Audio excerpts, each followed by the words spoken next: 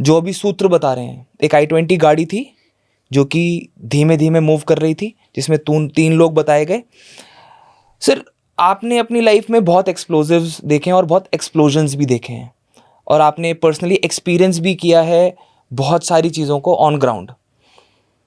जो कल धमाका हुआ उसमें ना तो किसी तरीके के पैलेट्स हैं जो कि अभी तक बरामद हुए हैं, इन्वेस्टिगेशन में आए हैं, ना ही किसी को दिख रहे हैं, या कोई पंचर नहीं है उस लोगों की बॉडीज के अंदर, किस तरीके की कोई पेनिट्रेशन नहीं है।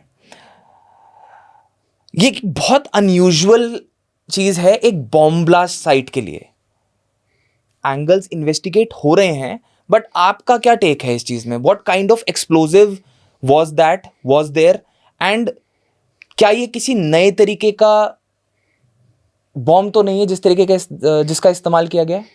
जो मुझे लगता है कि जो अमोनियम नाइट्रेट इन्होंने इकट्ठा कर रखा था, उसको उसके कंबाइन करके उन्होंने किसी प्रकार का एक्सप्लोसिव तैयार किया, और वो एक्सप्लोजन होने से परहैप्स जो वो गाड़ी, ऐसा कहते हैं कि सीएनजी वाली गाड़ी थी, और सीएनजी में फिर एक्सप्लोजन हुआ, आग लगी। अब जो खबरें आ रही हैं उसमें गाड़ी, ये वाली गाड़ी तो उड़ गई, पर बाकी की जो गाड़ियां हैं या बाकी के जो इंजर्ड लोग हैं वो ज़्यादातर उनके बर्न इंजरीज हैं।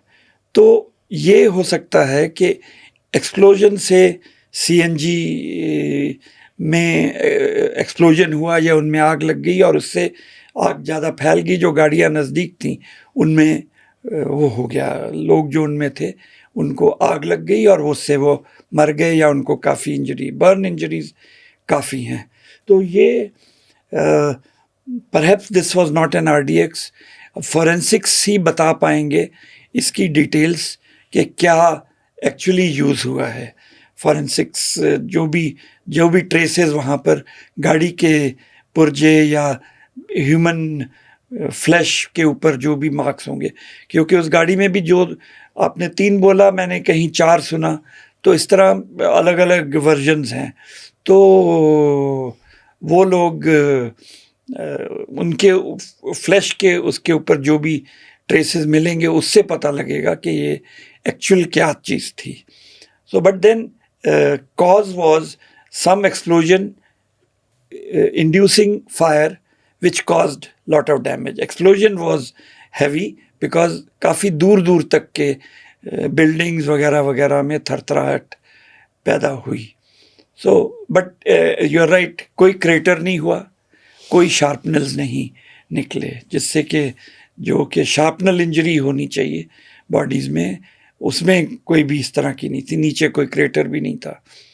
तो one will have to investigate कि किस प्रकार से इन्होंने ये बनाया और ये क्या इन्होंने टेक्निक इस्तेमाल करी।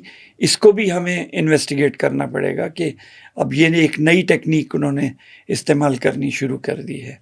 आप देखेंगे पुलवामा जब हुआ था, तो पुलवामा में तो उन्होंने वो गाड़ी जाके अपने ट्रक में मार दी थी, वो उससे एक्सप्लोड हो गया। और इसमें इस तरह की कोई चीज़ नहीं हुई। स्टैंड अलोन गाड़ी में एक्सप्लोजन हुआ और आसपास की जितनी गाड़ियाँ थी उन पे डैमेज हुआ। सो ये डिटेल्ड इन्वेस्टिगेशन का काम है, और इसमें फॉरेंसिक्स का बहुत इम्पॉर्टेंट रोल हो जाता है।